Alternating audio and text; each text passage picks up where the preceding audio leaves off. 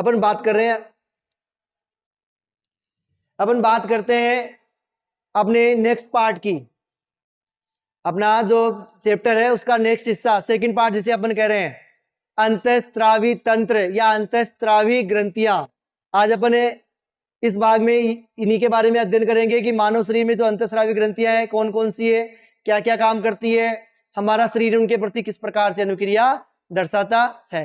तो शुरू करते हैं अंतःस्रावी ग्रंथियों के बारे में। अच्छा, सबसे पहले अपन ये जान लेते हैं कि अंतःस्रावी ग्रंथियां होती क्या है, आखिर अंतःस्रावी तंत्र या हमारी जो अंतःस्रावी ग्रंथियां है कहते किसे हैं। तो बेटा एक सिंपल सी परिभाषा है, आपको थोड़ा सा नॉलेज में रखना है कि अंतःस्रावी ग्रंथियां क्या होती है। ये नलिका विहीन ग्रंथियां होती है, कोई नलिका ही नहीं होती। हमारे शरीर में जगह जगह स्थित होती है, इनमें कोई नलिका ही नहीं होती है। तो ये नलिका विहीन ग्रंथियां होती है, जो भी इनसे पदार्थ स्रावित होते हैं उनको सीधा ये रक्त में स्थानांतरित कर देती है। कहां डाल देती है? रक्त में। तो ये नलिका विहीन ग्रंथियां होती है और अपने स्त्राव कहां डालती है? सीधे रक्त में।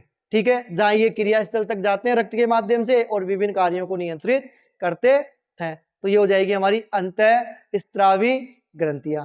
ठीक है, याद रहेगा अंतःस्रावी ग्रंथियां किसे कहते हैं, किस प्रकार से ये कार्य करती है। अब देखो बेटा विस्तार से देखते हैं अपन इसके बारे में। सबसे पहले बात करते हैं अपन अंतःस्रावी ग्रंथियों की परिभाषा की, जो भी अपने देखी कि ऐसी ग्रंथियां जो अपने रसायन या अपने पदार्थ का बिना नलिका के, ध्यान रखना ये इंपॉर्टेंट है, बिना नलिका के, कोई नलिका नहीं होती, नलिका विहीन होती है, ये सीधे कहां डालती है? रुधिर में स्रावित कर देती है, अंतःस्रावी ग्रंथियां कहलाती है। ठीक है, अपने जो रसायन है, अपने जो पदार्थ है, सीधे रुधिर में स्रावित करती है, अंतःस्रावी ग्रंथियां कहलाती है। लेक्चर को बेटा थोड़ा ध्यान से देखे, एक एक चीज समझे। इससे हमारे 1 या 2 नंबर का क्वेश्चन आएगा, सिर्फ हार्मोन्स के नाम या कार्य पूछेगा या कमी के प्रभाव पूछ लेता है, तो इसको थोड़ा सा ध्यान से देखे, 1-2 नंबर बहुत इंपॉर्टेंट होते हैं यहाँ से। अपन पूरे अंतःस्रावी तंत्र को समझते हैं। देखो हमारे शरीर में कौन कौन सी ग्रंथियां हैं, कहाँ कहाँ अवस्थित है, किस प्रकार से कार्य करती है, इसकी डिटेल में चर्चा करते हैं। देखो बेटा ये हमारे शरीर में पाई जाने वाली अंतःस्रावी ग्रंथियों का एक डायग्राम है, जो आपको दिख रहा होगा एनसीईआरटी बुक में। इसी प्रकार का एक डायग्राम है जो भी आपको याद होना चाहिए, क्योंकि कई बार एग्जाम में एनसीईआरटी बुक से जो डायग्राम है उसके बारे में पूछा गया है, बोर्ड एग्जाम में क्वेश्चन आया हुआ है कि जो अंतःस्रावी ग्रंथियां उसका नामांकित चित्र बनाइए। तो देखो अपन बात करते हैं कि सबसे पहले अपन बात करते हैं हाइपोथैलेमस। हाइपोथैलेमस पढ़ा था अभी अपन ने पढ़ा था मस्तिष्क में। हाइपोथैलेमस के बारे में कहां पढ़ा था?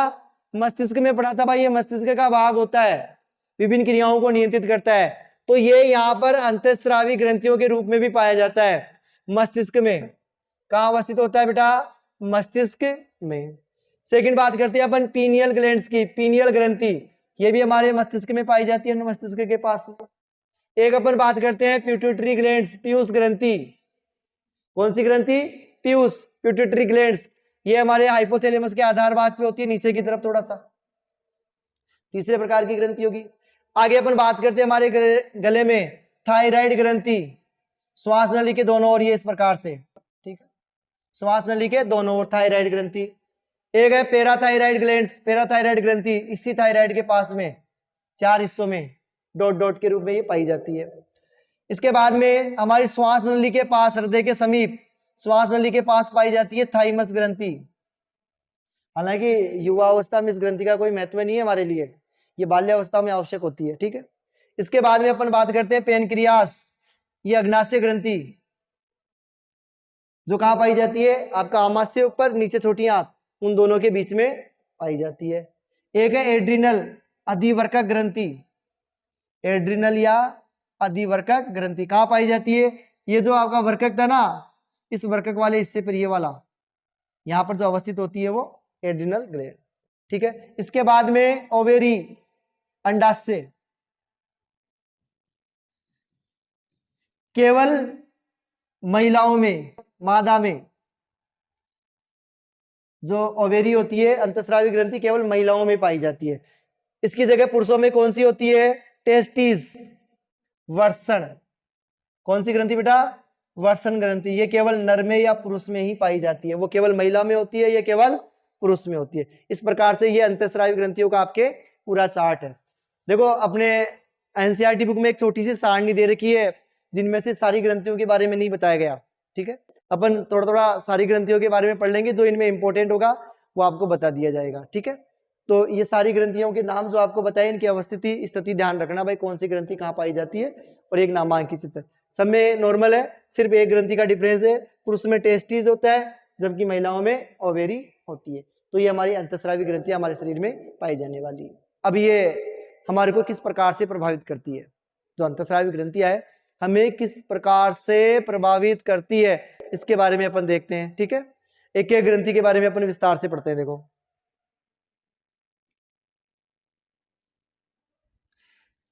अच्छा, अंतःस्रावी ग्रंथियों से स्रावित होने वाले कुछ पदार्थ हो ना, उन्हें अपन कहते हैं हार्मोन्स। तो ये हार्मोन्स के बारे में भी थोड़ा देख लेते हैं, किससे कहां से स्रावित होते हैं, अंतःस्रावी ग्रंथियों से स्रावित होते हैं। क्या करते हैं, शरीर के विभिन्न स्थानों पे रक्त के द्वारा या लसिका के द्वारा पहुंचते हैं और हमारे कार्यों को, अंतःस्रावी ग्रंथियों से जो स्रावित पदार्थ है ना, उन्हें हार्मोन कह रहे हैं। जो ये अंतःस्रावी ग्रंथियां थी, ये जो पदार्थ या रसायन स्रावित कर रही थी, इन पदार्थों को या इन रसायनों को हम बेटा क्या कहते हैं, हार्मोन्स। क्या कहते हैं, हार्मोन्स। ये हमारे शरीर की विभिन्न क्रियाओं को नियंत्रित करते हैं। किसके द्वारा पहुंचते हैं, ये रक्त के माध्यम से। इनका जो माध्यम है वो कौन होगा, रक्त। रक्त लेके जाएगा हमारे शरीर के विभिन्न भागों में। ठीक है, तो ये हार्मोन्स कहलाते। कौन कौन से हार्मोन्स कौन कौन सी ग्रंथियों के द्वारा स्रावित होते हैं, क्या क्या कार्य करते हैं, शरीर में क्या प्रभाव डालते हैं, इसके बारे में अपन देखते हैं। देखो, सबसे पहले बात करेंगे हाइपोथैलेमस। ये बॉस है हमारे शरीर में, वो कहते ना, बॉस इज ऑलवेज राइट, सब पे कंट्रोल करके रखना। ये हमारे मस्तिष्क में बॉस है, बॉस। ठीक है, वो कहते ना डॉन, इसी का हुक्म चलता है सब पे, सर्वे सर्वा, यही है। कौन है, हाइपोथैलेमस ग्रंथि। क्या करती है, देखो हाइपोथैलेमस ये दिख रहा है ना, यहाँ पे थोड़ा सा आपके हिस्सा मस्तिष्क में हाइपोथैलेमस, आपने मस्तिष्क की संरचना में भी पढ़ा होगा, ये वाला हिस्सा हाइपोथैलेमस का। ठीक है, क्या करता है, हाइपोथैलेमस अग्र मस्तिष्क में स्थित होता है। सबसे प्रमुख काम, ध्यान रखना ये इंपॉर्टेंट, पीयूष ग्रंथि से स्रावित होने वाले सभी हार्मोन्स के संश्लेषण पर नियंत्रण करता है। पीयूष ग्रंथि से स्रावित होने वाले हार्मोन्स पर नियंत्रित करता है। ठीक है, हाइपोथैलेमस कौन सा, रिलीजिंग हार्मोन, जो मोचक हार्मोन है उसका उत्पादन करता है। ये हार्मोन ही इस पे कंट्रोल करता है ना। जो रिलीजिंग हार्मोन है वही तो पीयूष ग्रंथि से स्रावित होने वाले सभी हार्मोनों पर ये नियंत्रण करता है। तो ये हाइपोथैलेमस। ठीक है, नॉर्मल से आप पूछता है अपन को हाइपोथैलेमस के बारे में, इसकी स्थिति का ध्यान रखना, इस प्रकार इस जगह पाई जाती है। ठीक है, अग्र मस्तिष्क में। सेकेंड अपन बात करते हैं पीयूष ग्रंथि की। बेटा ध्यान से पढ़ना, लेक्चर के बीच बीच में आपसे ऑब्जेक्टिव टाइप क्वेश्चन पूछे जाएंगे और वो यहीं से आएंगे जहां से अपन पढ़ रहे हैं ना, वहीं से। हर एक कार्य को, स्थिति को थोड़ा ध्यान से देखना। अपन बात करते हैं पीयूष ग्रंथि की। ठीक है, ये वाला जो हिस्सा दिख रहा है छोटा सा, हाइपोथैलेमस से जस्ट नीचे की तरफ ये वाला हिस्सा। ठीक है, ये यहाँ पर बिल्कुल मटर के दाने के समान छोटी सी पीयूष ग्रंथि, पिट्यूटरी ग्लैंड। ठीक है, पिट्यूटरी ग्लैंड क्या करती है, इसे मास्टर ग्रंथि भी कहते हैं। किस प्रकार की ग्रंथि है बेटा, ये मास्टर ग्रंथि। इसे हम क्या कहते हैं, मास्टर ग्रंथि कहते हैं। हाइपोथैलेमस के नजदीक पाई जाती है। आपको डायग्राम में दिख रहा होगा ये हाइपोथैलेमस, और ये हाइपोथैलेमस के निकट कौन सी ग्रंथि है, पिट्यूटरी या पीयूष ग्रंथि करते हैं। ठीक है, ये वृद्धि हार्मोन इंपॉर्टेंट है बेटा, ध्यान रखना। ये पूछा जाता है पीयूष ग्रंथि से स्रावित होने वाले हार्मोन का नाम लिखो। बहुत सारे हार्मोन रिलीज करती है ये, एक ही हार्मोन ही अनेक हार्मोन रिलीज करती है, लेकिन एनसीईआरटी के सिलेबस के अकॉर्डिंग हमारे एक ही दे रखा है, कौन सा, वृद्धि हार्मोन। अपन इसी के बारे में पढ़ेंगे। वृद्धि हार्मोन स्रावित करती है कौन सी ग्रंथि, पीयूष ग्रंथि वृद्धि हार्मोन स्रावित करती है। क्या करता है, ये जो वृद्धि हार्मोन है मानव शरीर में होने वाली वृद्धि को नियंत्रित करता है। ये हमारी जो वृद्धि है ना वो कितनी होगी, आदमी छोटा है कितना लंबा होगा, कितना रहेगा, ये सब के सब वृद्धि हार्मोन पर नियंत्रित करते हैं ना। अगर वृद्धि हार्मोन की मात्रा ठीक है तो व्यक्ति संतुलित रहेगा, अगर कम हो तो उसकी लंबाई कम हो जाएगी। ये ऐड देखते हो ना, इस दवाई से ये लंबाई बढ़ जाएगी, इस दवाई से ये लंबाई बढ़ जाएगी, देखते हो ना, सारे लगभग लगभग झूठ है। क्योंकि हमारे शरीर में आपको पता है वृद्धि को नियंत्रित कौन करता है, वृद्धि हार्मोन। वृद्धि हार्मोन आपको, ये जो ग्रोथ हार्मोन है, ये आपके शरीर की लंबाई को नियंत्रित करता है, वृद्धि को नियंत्रित करता है। देखो क्या इफेक्ट होता है इससे,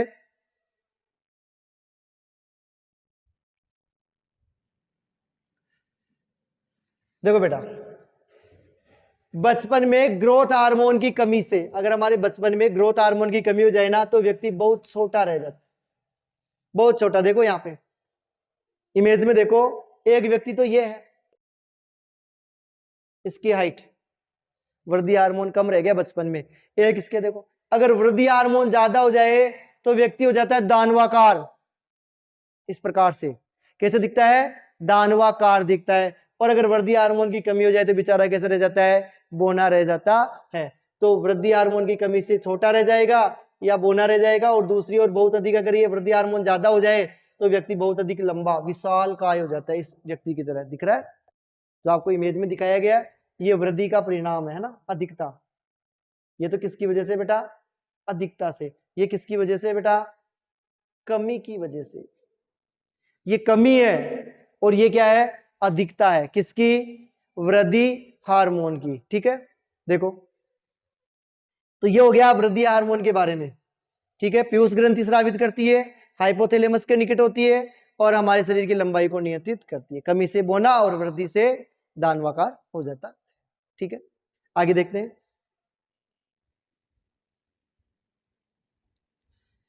अपनी जो दूसरे नंबर पे ग्रंथि है बेटा वो है थायराइड ग्रंथि। थायराइड ग्रंथि, देखो स्थिति देखिए, हमारी श्वास नली ये वाली अपने पढ़ा था ना श्वसन तंत्र में, ये श्वास नली, इसके समीप ये लेरिक्स, ये लेरिक्स वाली संरचना, ये लेरिक्स के जस्ट नीचे श्वास नली के दोनों ओर ये जो दिख रही है ना, अपन कह सकते हैं ये एच आकार की, अपना जो अंग्रेजी में एच होता है उस आकार की ये ग्रंथि पाई जाती है। ये वाली जो ग्रंथि है ये है आपकी थायराइड ग्रंथि। कौन सी ग्रंथि है ये बेटा? थायराइड ग्रंथि। ठीक है, श्वास नली के दोनों ओर पाई जाती है। तो स्थिति हो गई कि ये श्वास नली के दोनों ओर स्थित होती है। Hormone thyroxine, very most important है बेटा, ध्यान रखना। आपको ये पूछा जा सकता है थायराइड ग्रंथि से स्रावित होने वाले हार्मोन्स का नाम बताइए, तो कौन सा हार्मोन है? थायराइड, ओ सॉरी, थायरोक्सिन हार्मोन। थायराइड ग्रंथि कौन सा हार्मोन स्रावित करती है? थायरोक्सिन। क्या करता है? हमारे शरीर में जो प्रोटीन है, वसा है, कार्बोहाइड्रेट की उपापचय क्रिया, इन्हीं का तो पाचन होता है। छोटी हाथ में जो प्रोटीन है, वसा है, जो कार्बोहाइड्रेट है, इनका पाचन होता है ना। इन पाचन क्रियाओं को नियंत्रित कौन करता है बेटा? Thyroxine hormone. आपसे पूछा जा सकता है थायराइड ग्रंथि से स्रावित हार्मोन का नाम लिखिए, या फिर थायरोक्सिन हार्मोन क्या कार्य करता है? प्रोटीन, वसा और कार्बोहाइड्रेट की उपापचय या पाचन संबंधित क्रियाओं को नियंत्रण। ठीक है, अच्छा ये है कि आपसे ये पूछा जा सकता है कि थायराइड जो ग्रंथि है उससे स्रावित होने वाले हार्मोन्स का जो नियंत्रण है वो कौन करता है, या इसकी कमी से क्या हो सकते हैं, कमी के क्या प्रभाव है? देखो अपन इसके बारे में देखते हैं। थायरोक्सिन हार्मोन के निर्माण के लिए आयोडीन तत्व आवश्यक है, ध्यान रखना, आयोडीन तत्व है। आपको यह पूछा जा सकता है थायरोक्सिन हार्मोन के निर्माण के लिए आवश्यक तत्व का नाम लिखिए। तत्व कौन सा है? आयोडीन। अगर हमारे भोजन में किसकी कमी हो जाए? आयोडीन की। अगर आयोडीन की कमी हो जाएगी तो शरीर में किसकी कमी हो जाएगी? थायरोक्सिन हार्मोन की। क्योंकि हमारे शरीर में आयोडीन का निर्माण कौन कर रहा है बेटा? थायरोक्सिन हार्मोन कर रहा है। कौन कर रहा है? थायरोक्सिन, सॉरी, आयोडीन किसका निर्माण कर रहा है? थायरोक्सिन हार्मोन का। अगर ये कम हो गया तो ये भी कम होगा। अगर शरीर में थायरोक्सिन हार्मोन की कमी हो जाए या आयोडीन तत्व की कमी हो जाए तो एक विशेष प्रकार का रोग जिसे गलगंड या घेंगा रोग या गोइटर रोग, ठीक है, गाइटर रोग कहते हैं, ये हो जाता है। आयोडीन की कमी से होने वाला रोग गाइटर रोग, ध्यान रखना। आयोडीन की कमी से होने वाला रोग गाइटर रोग, थायरोक्सिन हार्मोन की कमी से होने वाला रोग गाइटर रोग। अच्छा आपको ये पूछे क्या होता है ये? आपने देखा होगा किसी व्यक्ति को ये गला फूल कर लटक कर बाहर आ गया हो, देखा है ऐसा? ऐसा कभी कभी हो जाता है, ये जो गला है ये लटक जाता है, बाहर की तरफ आ जाता है। ये किसके कारण होता है बेटा? थायरोक्सिन हार्मोन की कमी या आयोडीन तत्व की कमी के कारण जो थायराइड ग्रंथि है ना, अभी देखा आपने गले के दोनों ओर पाई जाती थी, ये फूलने लग जाती। देखो ऐसी स्थिति आ जाती है ये वाली। आप इस महिला को देख रहे हो, इस महिला का गला फूलकर पूरा बाहर की तरफ लटक गया। ये कंप्लीट। ये कौन से रोग का लक्षण है बेटा? गाइटर रोग का लक्षण है। गलगंड या घेंगा रोग, क्या कहते हैं इसे? गलगंड या घेंगा रोग कहते हैं। ये ध्यान रखना इंपॉर्टेंट है। किसकी कमी से हो रहा है? तत्व पूछे तो आयोडीन, हार्मोन पूछे तो थायरोक्सिन। कर लोगे? इजी है, ठीक है। देखो आगे,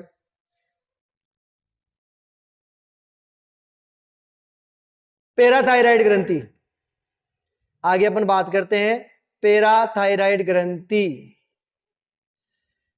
देखो इसकी स्थिति के बारे में चर्चा करते हैं बेटा। ये वाली जो अपने देखी थी कंडीशन, ये कौन सी ग्रंथि है? ये वाली अभी जस्ट पढ़ी है अपन ने, कौन सी ग्रंथि है? थायराइड ग्रंथि। इस थायराइड ग्रंथि में बेटा, ये जो थायराइड ग्रंथि है, इस थायराइड ग्रंथि पर ये जो रेड, ये डोटेड दिख रहे हैं, ये वाले जो डोटेड है, ये कहलाते हैं पैराथायराइड ग्लैंड्स। क्या कहलाती है बेटा? पैराथायराइड ग्लैंड्स कहलाती है। ठीक है, तो थायराइड ग्रंथि, पैराथार्मोन। हार्मोन कौन सा बेटा?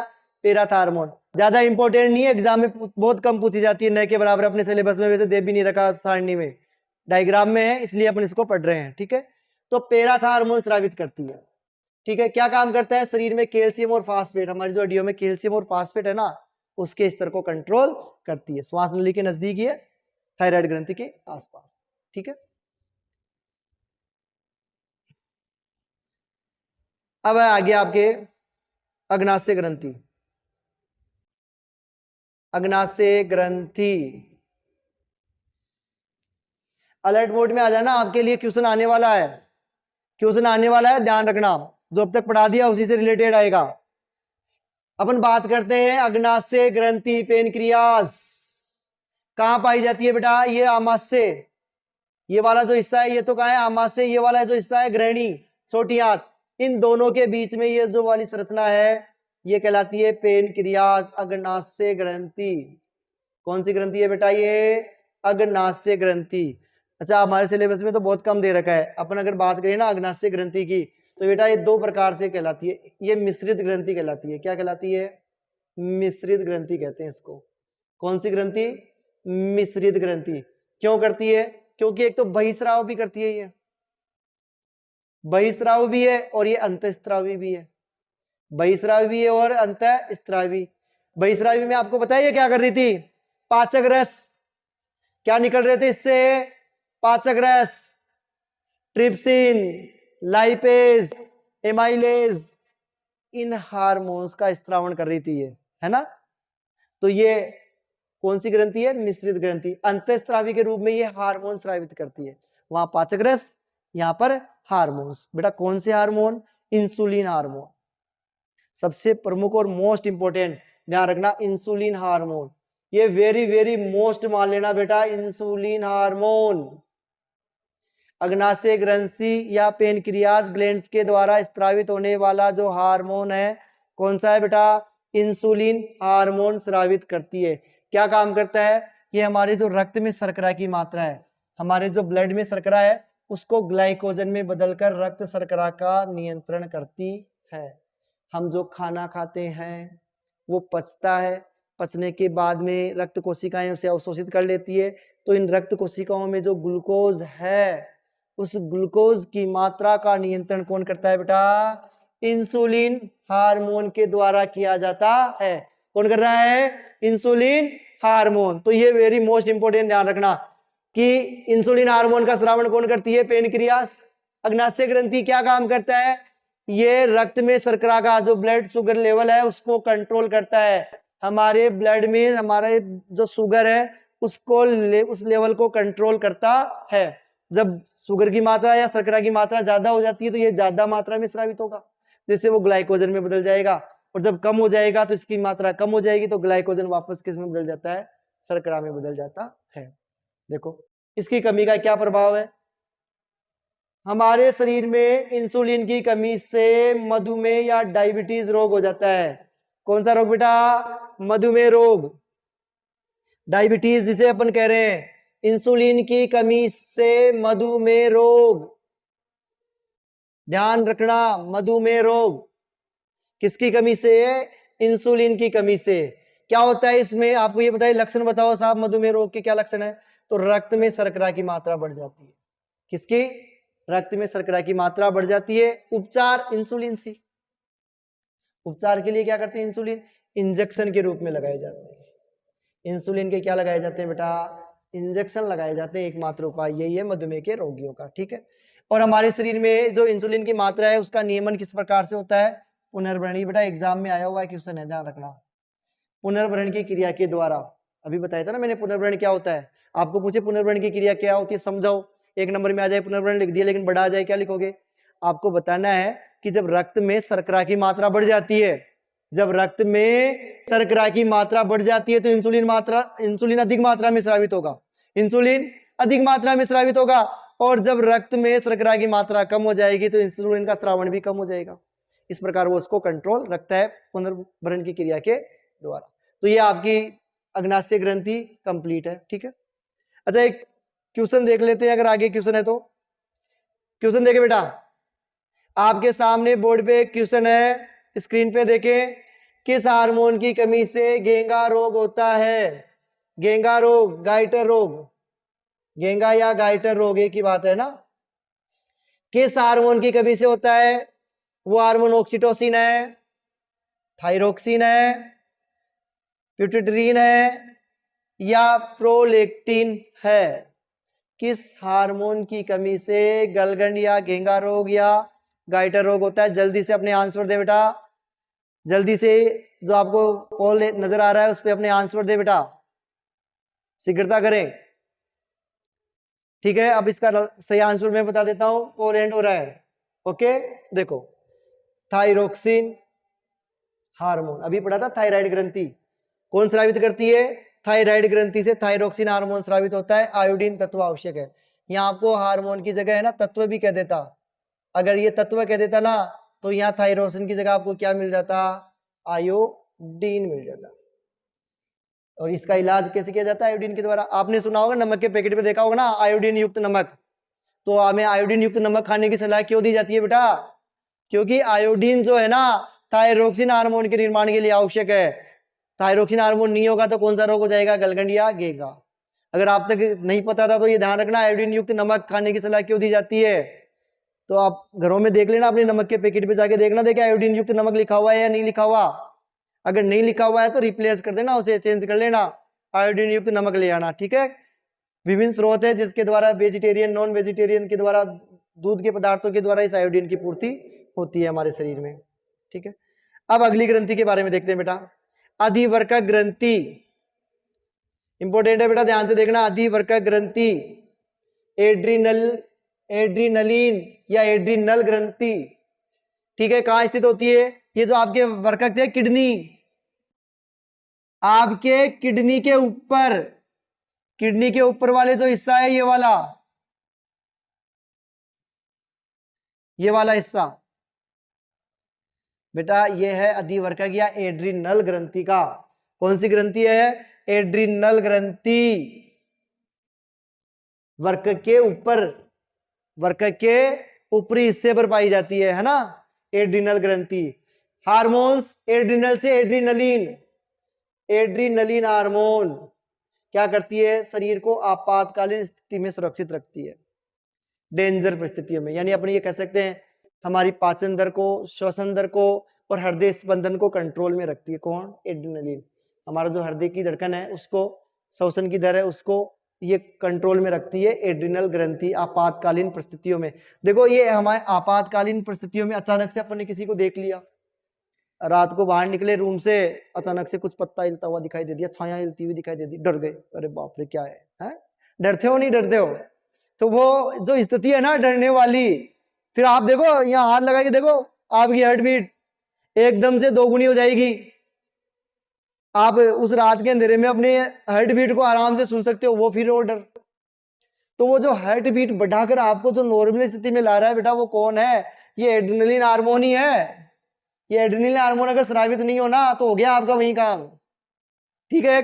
तो ये इसलिए इस हार्मोन को हम आपातकालीन हार्मोन भी कहते हैं, ध्यान रखना। इस हार्मोन का एक विशेष नाम है आपातकालीन हार्मोन, या अपन कह सकते हैं डू और डाई, डू और डाई, करो या मरो, करो या मरो हार्मोन भी कहते हैं इसको अपन। आपातकालीन क्योंकि ये काम करेगा तो हम जिएंगे, नहीं करेंगे तो अपन चल बसे, अपना काम खत्म, एंड, ठीक है। तो करो या मरो हार्मोन भी कहते हैं इसको। वेरी मोस्ट इंपॉर्टेंट है ये हमारे लिए, जीवन के लिए। एड्रिनल ग्रंथि हमें संभाल के रख रही है बेचारी, तो इसको थोड़ा ध्यान से देखना। देखो ये किस प्रकार से काम करती है हमारे शरीर में। देखो क्या होता है जब हमारे शरीर में एड्रिनलिन हार्मोन स्रावित होगा। जैसे मान लो आपने अचानक से किसी को देखा, आपके शरीर में डर उत्पन्न हुआ, जैसे डर उत्पन्न हुआ आपके शरीर में क्या रिलीज हुआ, एड्रिनलिन हार्मोन। तो ये आपातकालीन स्थिति में सुरक्षित रखने का काम करेगा। इस स्थिति में क्या करेगा, अधिक हार्मोन स्रावित होगा बेटा, जरूरत से ज्यादा हार्मोन स्रावित होगा। ये क्या करेगा, आपके हृदय की धड़कन को बढ़ाएगा, श्वास दर को बढ़ाएगा, उपापचय की दर में वृद्धि करेगा, पाचन वाली। देखो क्या होगा इससे, हृदय की धड़कन बढ़ेगी, हृदय की धड़कन बढ़ेगी तो हमारी जो वेसल्स है तेजी से रक्त दौड़ेगा, पूरे शरीर में तेजी से रक्त दौड़ेगा। अच्छा रक्त में क्या होता है, रक्त में क्या होता है, ये जो पाचन है ना, पाचन की दर बढ़ रही है, उससे ये क्या लेके आ रही है, ग्लूकोज। क्या लेके आ रही है, ग्लूकोज। अच्छा अपन कह रहे हैं श्वसन दर भी बढ़ रही है, श्वसन में अपन कौन सी गैस ले रहे हैं, ऑक्सीजन। ये दोनों ब्लड में है, कहां स्थित है, ब्लड में। दोनों मिलकर हमें क्या देगी, ऊर्जा। और ये ऊर्जा रक्त के द्वारा पहुंचेगी, उस रक्त को पहुंचाएगा कौन, हृदय की धड़कन बढ़ेगी तभी तो पूछेगा। और ये ऊर्जा हमें क्या करेगी, ऑल इज वेल बेटा, all is well, all is well, all is well. और अपन सामान्य स्थिति में आ जाते हैं ना। शरीर को संभाल के रखती है बेचारी, कितना देखभाल करती है हमारा, है ना। एड्रिनल ग्रंथि पूछा जा सकता है कैसे करती है देखभाल, क्या बताओगे कि जब आपातकालीन स्थिति में शरीर होता है ना, तो ज्यादा मात्रा में एड्रिनलिन हार्मोन स्रावित होता है। ये क्या करता है, हृदय की धड़कन को बढ़ा देता है, श्वास दर को बढ़ा देता है, उपापचय की क्रियाओं को बढ़ा देता है, जिससे शरीर को अधिक ऊर्जा प्राप्त होती है। और ये ऊर्जा शरीर को क्या करती है, अतिरिक्त ऊर्जा की पूर्ति होती है और शरीर को सामान्य स्थिति में ला देती है। इसलिए इसे हम क्या कहते हैं बेटा, आपातकालीन हार्मोन भी कहा जाता है। ठीक है, समझ में आया, याद हो जाएगा इजीली, इंपॉर्टेंट है बेटा लेकिन याद हो जाएगा इजीली, समझ में आया ना। बस बने रहो, आपको ऐसी ट्रिक्स मिलती रहेगी आपको याद करने के लिए। आप ऐसे उड़ाओगे चैप्टरों को। आप जो ये करे हो ना, बायोलॉजी बायोलॉजी बायोलॉजी, क्या है बायोलॉजी, सर अब तक हमें 8 लगती थी बायोलॉजी, जब से आप आए हो ना बहुत इजी हो गई। ऐसे कमेंट्स भी आए हुए हैं कि भाई सर जब से आपसे वो जैव प्रक्रम वाला चैप्टर देखा है, कल वाला टॉपिक देखा है, हमें मजा आ रहा है पढ़ने में, आनंद आ गया जिंदगी में। पहली बार ऐसा अनुभव हुआ है कि हमें कोई चीज समझ में आ रही है इतनी इजी तरीके से, है ना। मैं आपके लिए तत्पर हूँ, आपके इसी प्रकार के लेक्चर आगे मिलते रहेंगे इसी इजी तरीके से। बस आप मेरे साथ बने रहो, आपके नंबर आ जाएंगे, ठीक है। और हाँ, वीडियो को शेयर जरूर करें, और जो भी है अभी लाइव या जो भी वीडियो को देख रहा है लाइक करके जाए, है ना। देखो आगे,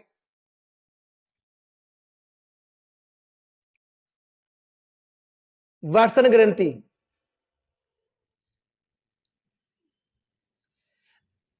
थायराइड वो अधिवर्षक या एड्रिनल ग्रंथि के बाद में अपन बात करते हैं वर्षण ग्रंथि के बारे में। देखो बेटा ये केवल पुरुषों में पाई जाती है, ये इंपॉर्टेंट वर्ड है, ध्यान रखना, केवल पुरुषों में पाई जाती है, महिलाओं में नहीं होती है। इसीलिए तो ये पूछा जाता है केवल पुरुषों में पाई जाने वाली ग्रंथि वर्षण ग्रंथि कहाँ होती है, उदर गुहा के बाहर, शरीर से बाहर वर्षण कोष में स्थित होती है, ये दोनों टेस्टिस, है ना।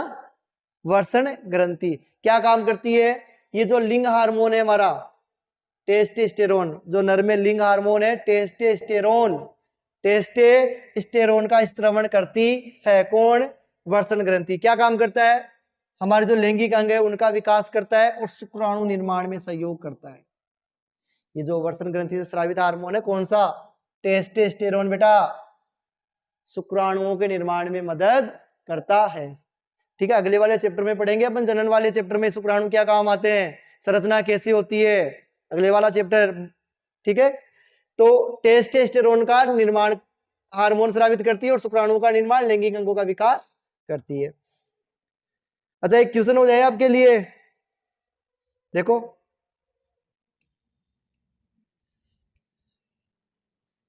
पढ़ो, देखे क्वेश्चन क्या कह रहा है, आपातकालीन हार्मोन, फटाफट आंसर दो, अभी पढ़ा है अपन ने। आपातकालीन हार्मोन किसे कहते हैं, एड्रिनलिन, एस्ट्रोजन, प्रोजेस्टेरोन या टेस्टोस्टेरोन, चारों में से कौन सा है बेटा, जल्दी जल्दी जल्दी से अपना आंसर कमेंट करें। देखो लेक्चर समाप्त होने वाला है आपका, थोड़ा सा और बचा है, आप अपना जोश बनाए रखें, पढ़ते रहें। आपातकालीन हार्मोन किसे कहते हैं बेटा? जल्दी से अपना आंसर कमेंट में दे। ओके ठीक है, पोलैंड हो रहा है। देखो इसका आंसर देखते हैं अपन। एड्रीनलिन हार्मोन, यही आएगा। एड्रीनलिन हार्मोन को ही हम क्या कहते हैं? आपातकालीन हार्मोन कहते हैं। अभी तो बताया था, हमारे शरीर को सामान्य स्थिति में लाता है, हमें जिंदा रखता है, डू और डाई सिचुएशन से, ठीक है ना। आगे देखो, अंडाशय ग्रंथि, ओवेरी, ये ध्यान रखना बेटा, केवल स्त्रियों में पाई जाती है, केवल स्त्रियों में पाई जाती है, नर में नहीं पाई जाती। एक एक ग्रंथि ऐसी होती है, एक केवल पुरुषों में होती है, एक केवल मादा में होती है, ठीक है। हार्मोन कौन सा? एस्ट्रोजन और प्रोजेस्टेरोन। एस्ट्रोजन ये तो वैसे अपन कह सकते हैं कि गर्भधारण के दौरान होता है। मुख्य रूप से कौन सा? एस्ट्रोजन। एस्ट्रोजन हार्मोन स्रावित करती है कौन सी ग्रंथि? ओवेरी ग्लैंड्स, अंडाशय ग्रंथि। क्या काम? स्थिति देखो, गर्भाशय के दोनों ओर ये वाला ही, ठीक है, ओवेरी अंडाशय। कौन सा हार्मोन? एस्ट्रोजन। प्रमुख हार्मोन कौन सा है? एस्ट्रोजन। एस्ट्रोजन हार्मोन स्रावित करती है बेटा। क्या काम करता है? लैंगिक अंगों का विकास। क्या काम कर रहा है? लैंगिक अंगों का विकास। और बेटा मासिक चक्र का नियंत्रण और गर्भ अनुरक्षण। जो गर्भ में, गर्भाशय में या जो बच्चा पलता है, उस गर्भ का अनुरक्षण भी बेटा इन दोनों हार्मोन्स के द्वारा किया जाता है। तो ये मानव शरीर में पाई जाने वाली प्रमुख अंतःस्रावी ग्रंथियां थी, जिनके बारे में अपन ने डिटेल में चर्चा की। इनको एक बार आप रिवाइज कर लेना। कौन कौन सी पढ़ी? वैसे अपन ने देखा, हाइपोथैलेमस मोचक हार्मोन, रिलीजिंग हार्मोन, पीयूष ग्रंथि पे कंट्रोल करती है। पीयूष ग्रंथि कौन सा? वृद्धि हार्मोन। मास्टर ग्रंथि भी कहते हैं पीयूष को, ध्यान रखना। पीयूष को क्या कहते हैं? मास्टर ग्रंथि भी कहते हैं, क्योंकि शरीर की अन्य सभी ग्रंथियों पे कंट्रोल करती है पीयूष। पीयूष का बॉस है हाइपोथैलेमस, सबसे बड़ा डॉन हाइपोथैलेमस। उसके बाद में अपन कह सकते हैं उसका दाहिना अंग पीयूष ग्रंथि, बाकी सभी पे कंट्रोल करके रखती है। भाई कहाँ जा रहे हो? आ जाओ, मेरे पास बैठ जाओ यहाँ, है ना। ये सब पे नजर रखती है, कौन कितना हार्मोन स्रावित करेगी, किसको कितना करना चाहिए, किसको कितना नहीं करना चाहिए। पीयूष ग्रंथि, है ना। वृद्धि हार्मोन स्रावित करती है, ज्यादा हो जाएगा तो दानवाकार, कम हो जाएगा तो बौना रह जाएगा। आगे कौन सी? गले में थायराइड, गले के दोनों ओर उपापचयी क्रियाओं का नियंत्रण कर रही है। हार्मोन कौन सा? थायरोक्सिन। हार्मोन कौन सा बेटा? थायरोक्सिन। थायरोक्सिन के लिए एक तत्व आवश्यकता, कौन सा? आयोडीन। आयोडीन युक्त नमक, याद आया? आयोडीन, थायरोक्सिन हार्मोन नहीं होगा तो थायरोक्सिन हार्मोन का निर्माण नहीं होगा। नहीं होगा तो कौन सा रोग? गलगंडिया गाइटर, ठीक है। पैराथायराइड, गले में ही, थायराइड वो थायराइड के पास में, कैल्शियम फास्फेट का नियंत्रण, इतनी इंपॉर्टेंट नहीं है। उसके बाद में अगली इंपॉर्टेंट, अग्नाशय, इंसुलिन हार्मोन, अमाशय के नीचे, छोटी आंत के ऊपर, दोनों के बीच में इंसुलिन हार्मोन, शर्करा का नियंत्रण, रक्त में शर्करा का नियंत्रण। अगर कमी हो जाएगी तो शर्करा की मात्रा बढ़ जाएगी, डायबिटीज हो जाएगा। कौन सा रोग? डायबिटीज, मधुमेह रोग। उपचार? इंसुलिन का इंजेक्शन, पूर्ति पुनर्भरण द्वारा, ठीक है। अगली ग्रंथि अधिवर्कक, एड्रिनल, वर्कक के ऊपर, दोनों वर्ककों के ऊपर, किडनीज के ऊपर। हार्मोन एड्रिनलिन क्या काम करते हैं? शरीर को आपातकालीन स्थिति में, यानी श्वसन दर है, पाचन दर है, उपापचय की क्रियाएं, उनको नियंत्रित रखती है। विकट परिस्थितियों में शरीर को सामान्य स्थिति में लाती है, ठीक है। हृदय दर को बढ़ा देती है, श्वसन दर को बढ़ा देती है, उपापचय क्रियाओं को बढ़ा देती है। डू और डाई हार्मोन भी कहते हैं, ओके। वर्षण केवल नर में, टेस्टोस्टेरोन हार्मोन, लैंगिक अंगों का विकास। और एक लास्ट, अंडाशय ग्रंथि, केवल स्त्रियों में, मादा में पाई जाती है, और हार्मोन एस्ट्रोजन और प्रोजेस्टेरोन का निर्माण करती है, ठीक है। लैंगिक अंगों का विकास करती है मादा में। ये आपकी बेटा जो अंतःस्रावी ग्रंथियां थी वो पूर्ण रूप से कंप्लीट है। जो अंतःस्रावी ग्रंथियां थी वो कंप्लीट हो चुकी है। तो अपन ने इस चैप्टर के 2 मेजर पॉइंट थे वो कर लिए। एक तो नर्वस सिस्टम हो गया है और एक एंडोक्राइन सिस्टम हो गया है, यानी अपना तंत्रिका तंत्र और मानव में जो अंतःस्रावी ग्रंथियां हैं वो कंप्लीट हो गया है। अब इसका एक पार्ट और बचा है चैप्टर का, कौन सा? पादपों में गति और हार्मोन। पादप किस प्रकार से गति करते हैं, पादप किस प्रकार से समन्वय दर्शाते हैं, पादप में कौन कौन से हार्मोन होते हैं, क्या क्या कार्य करते हैं, ठीक है। इन गतियों के बारे में और इनके बारे में अपन अगले चैप्टर में पढ़ेंगे। कमेंट बॉक्स में अपने कमेंट जरूर देना और लाइक और शेयर कर देना। जिन्होंने अब तक शेयर नहीं किया बेटा वो शेयर बटन पे जरूर क्लिक करें, है ना। ठीक है, तो आपको मिलते हैं आपसे अगले लेक्चर में, अगले वीडियो के साथ, नई ट्रिक्स के साथ। ऐसी ट्रिक्स, इस पार्ट को जो हार्ड मानते हैं ना उनको ऐसे लगेगा इजी, बिल्कुल आपको मुख पे याद होगा ये चैप्टर। ऐसी ट्रिक्स के साथ मिलते हैं अगले वीडियो में, तब तक के लिए जय हिंद जय भारत।